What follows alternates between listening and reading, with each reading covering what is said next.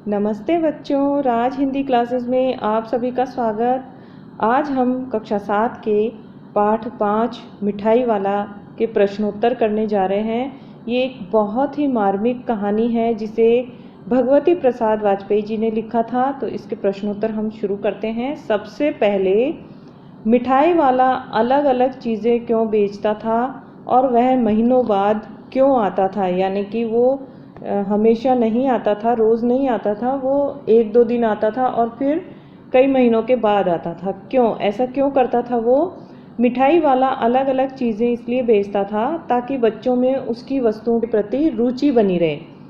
अगर वो एक ही तरह की चीज़ लेके आएगा तो क्या होगा? एक ही प्रकार की वस्तु बेचने से बच्चों का आकर्षण कम हो जाएगा, क्योंकि रोज़ एक ही चीज़ थोड़ी ना खरीद सकते हैं और बच्चे उसी चीज़ को खरीदने में कम रुचि लेते हैं। वह महीनों बाद आता था क्योंकि उसके सामान बेचने के पीछे पैसे कमाने का कोई लालच नहीं था। वह तो दूसरे बच्चों में अपने बच्चों की झलक पाकर सुख का अनुभव किया करता था। इसके बाद दूसरा प्रश्न, मिठाई वाले में वह कौन से गुण थे जिनकी वजह से बच्चे बड़े भी उसकी ओर खींचे चले आते थे? तो इसके गुण क्या थे मिठाई वाले का? एक तो मधुर आवाज़ में गा गा कर अपनी चीज़ों की विशेषताएं बताना, बच्चों की मनपसंद चीज़ें बेचना और कम दामों में बेचना। ये बहुत बड़ी बात है बच्चों की, कम दामों में कोई चीज़ मिलती है तो बच्चे आसानी से खरीद लेते हैं। बच्चों से अपनत्व दर्शाना, यानी हर बच्चे को वो अपने बच्चे की तरह उनके साथ व्यवहार किया करता था। ऐसी विशेषताएं थी जिनसे बच्चे उनकी ओर खिंचे चले आते थे। प्रश्न 3, विजय बाबू एक ग्राहक थे और मुरली वाला एक विक्रेता। ग्राहक कौन होता है?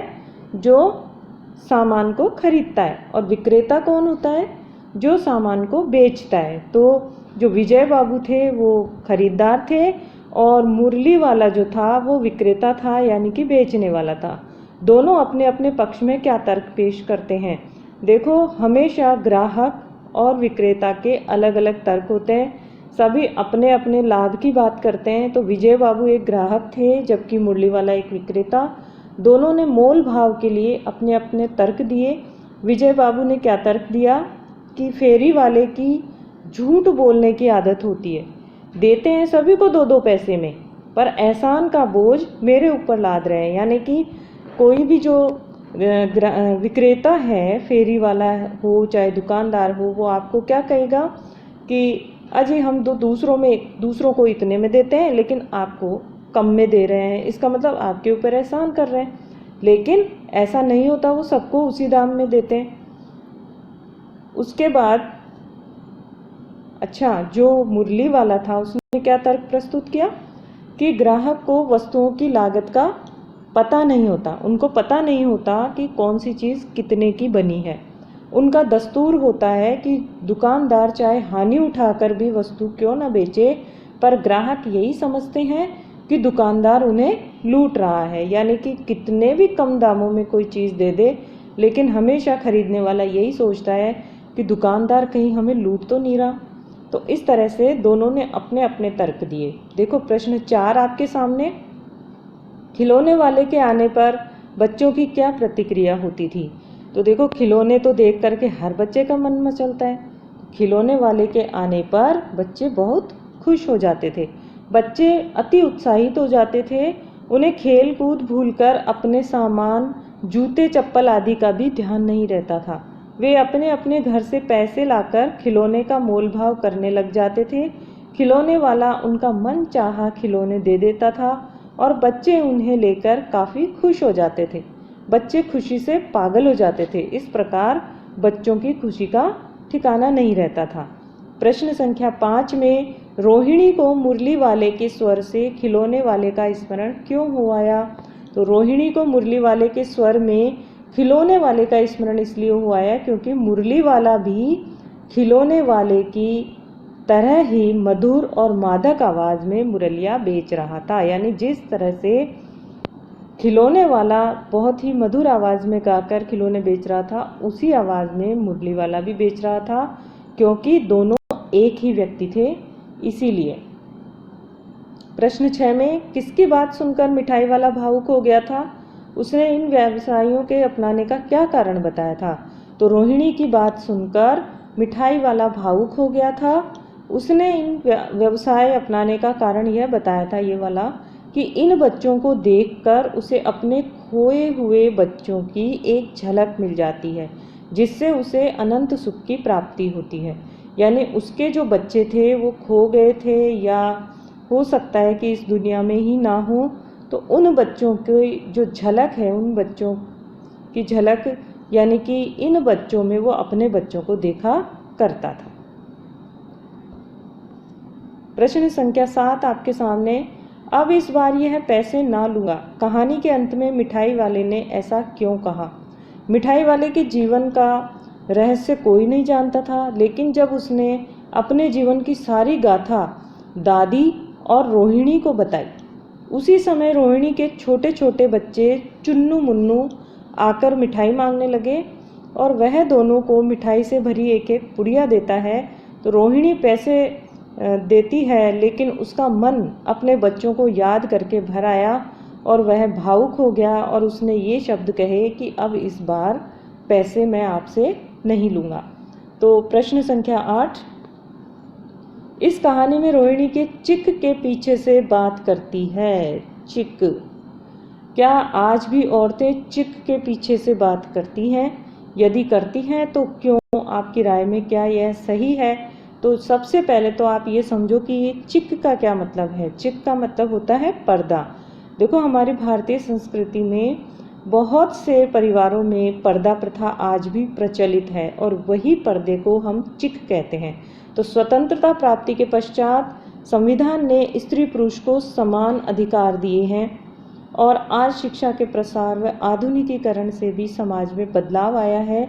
आज स्त्रियां पुरुषों से किसी भी क्षेत्र में पीछे नहीं हैं, लेकिन भारत के कुछ पिछड़े गांव और स्थान ऐसे भी हैं जहां स्त्रियों को आज भी पर्दे में रहना पड़ता है।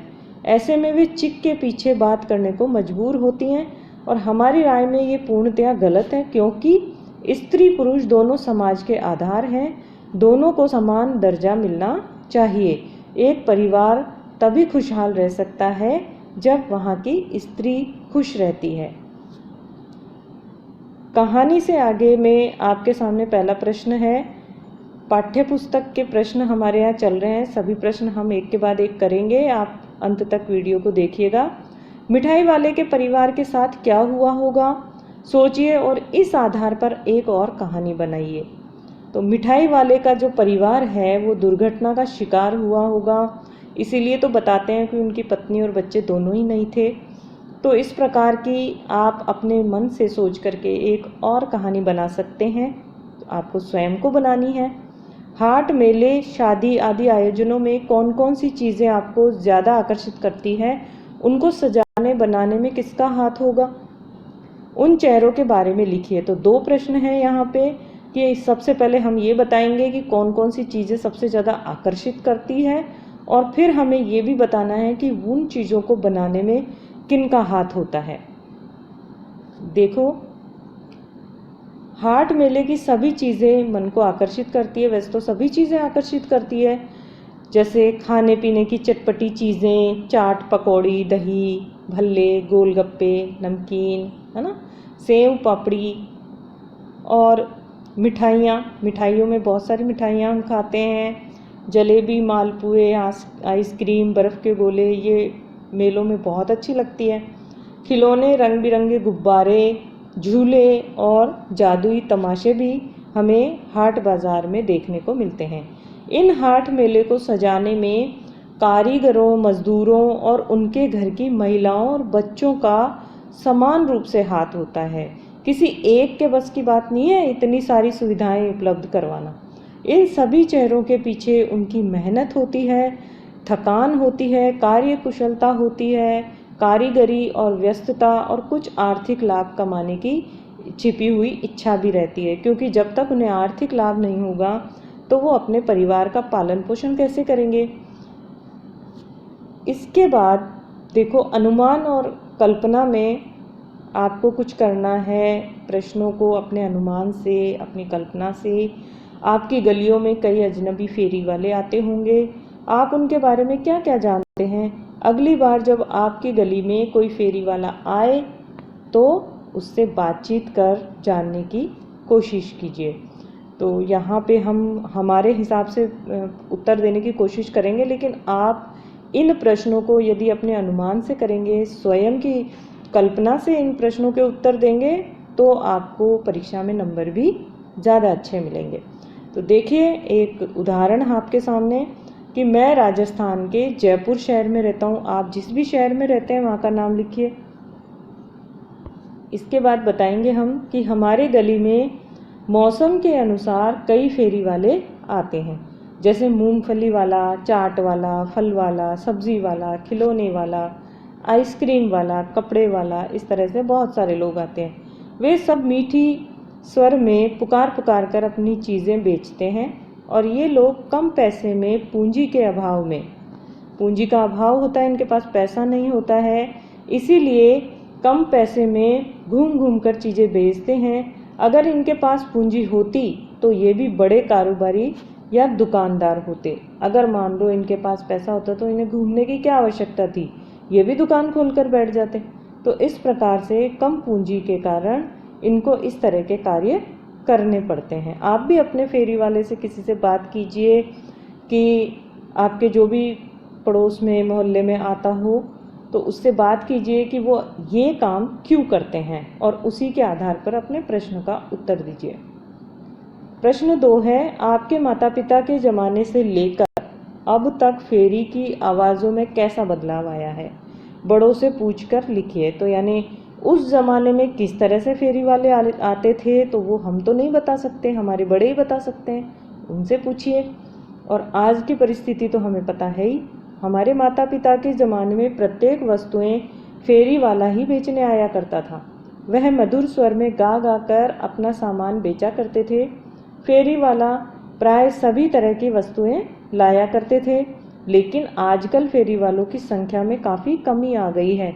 लोग क्योंकि लोग इन फेरी वालों से नहीं खरीदते। आजकल ब्रांडेड चीज़ें खरीदने का फैशन चला हुआ है ना, लोग प्राय ब्रांडेड सामान खरीदना पसंद करते हैं, यानी कंपनी वाला। अतः वे अधिकतर दुकान से सामान लेते हैं। फेरी वाले पहले की तरह मधुर स्वर में गाते हुए भी नहीं चलते। अब उनके मीठे स्वर में, अब उनका जो स्वर है वो इतना मीठा नहीं रहा, उसमें कमी आ गई है। इस प्रकार तीसरा प्रश्न आपके सामने, आपको क्या लगता है वक्त के साथ फेरी के स्वर कम हुए हैं? तो हाँ, अभी अभी हमने बात की थी इस बारे में कि अब वक्त के साथ फेरी के स्वर कम हुए हैं। वो जो मीठा स्वर है वो भी कम हुआ है, क्योंकि फेरी वालों से सामान खरीदने में लोगों की रुचि नहीं है। अब दुकान पे भी क्या, अब तो मॉल्स में जाकर हम लोग सामान खरीदते हैं। अब हम भाषा की बात करने जा रहे हैं। भाषा की बात में मिठाई वाला, बोलने वाली गुड़िया, बोलने वाली गुड़िया ऊपर वाला का प्रयोग है। अब बताइए कि वाला से पहले आने वाले शब्द संज्ञा, सर्वनाम, विशेषण आदि में से क्या है? देखो, वाला से पहले क्या है? ऊपर वाला है ना, मिठाई वाला। यहाँ देखो ये मिठाई वाला, इसमें क्या है? ये एक संज्ञा है। मिठाई वाला संज्ञा किसको कहते हैं? आपने पढ़ा है, हमारे वीडियो में जाकर आप दोबारा भी पढ़ सकते हैं। तो किसी ना किसी का नाम होता है संज्ञा में। यहाँ मिठाई वाले के बारे में बात है, तो मिठाई क्या है? एक संज्ञा है। और ऊपर लिखे वाक्यांशों में उनका क्या प्रयोग है? तो ऊपर लिखे वाक्यांशों में उनका प्रयोग संज्ञा और विशेषण के रूप में हुआ है। यानी कि जो वाला है, वाला से पहले आने वाला शब्द मिठाई जो है वो संज्ञा है और बोलने वाला जो है वो विशेषण है। ठीक है, तो इस प्रकार से आपको समझ आ गया होगा। यहाँ संज्ञा और विशेषण की बात है। आगे, अच्छा मुझे ज़्यादा वक्त नहीं, जल्दी से 2 ठो निकाल दो। देखो यहाँ भाषा पर ध्यान दो, 2 ठो।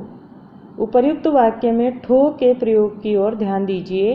पूर्वी उत्तर प्रदेश, पूर्वी उत्तर प्रदेश और बिहार की भाषाओं में इस शब्द का प्रयोग संख्यावाची शब्द के साथ होता है। जो भी संख्यावाची शब्द आता है उसके बाद में इस ठो का प्रयोग होता है। जैसे भोजपुरी में 1 ठो लइका, 4 ठे आलू, 3 ठे बटुली, यहाँ ठे है ते नहीं है ना। ऐसे शब्दों का प्रयोग भारत की कई अन्य भाषाओं और बोलियों में भी होता है। कक्षा में पता कीजिए कि किस किस की भाषा बोली में ऐसा है, इस पर सामूहिक बातचीत कीजिए। तो देखिए यहाँ पे हमें दूसरे राज्यों के बारे में भी बताना है जहाँ इस तरह का प्रयोग होता है। जैसे कि झारखंड के हिंदी, बांग्ला तथा असमी भाषा में भी ठो का प्रयोग किया जाता है। तो इतनी सारी जगहों पर इस ठो का प्रयोग किया जाता है। ये आपकी भाषा की बात समाप्त हुई। और यदि आपको सारे प्रश्न उत्तर समझ में आ गए हैं तो जल्दी से चैनल को सब्सक्राइब कीजिए, वीडियो को लाइक और शेयर कीजिए।